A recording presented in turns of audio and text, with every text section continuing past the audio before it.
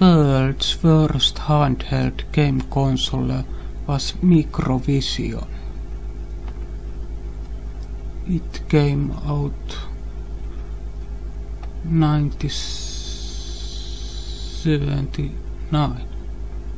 It had 16:16 resolution. It didn't have many video games, so it did. Then in 80s came Game Boy.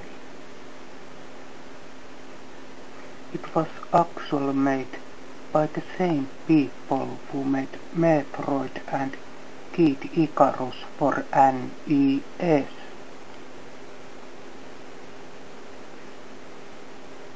The Game Boy came with Tetris, one of the most world's favorite video games.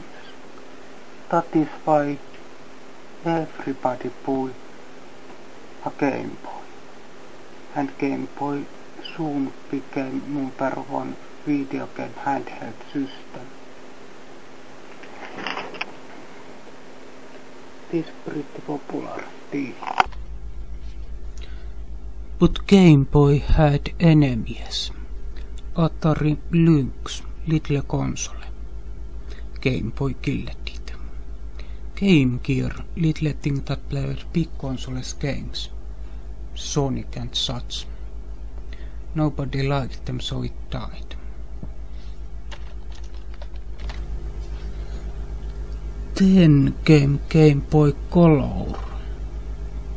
It was like normal Game Boy but had color.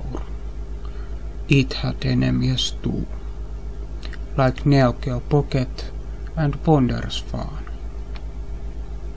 Neo Geo and Wonders Fan had moderate success, but Game Boy Color won.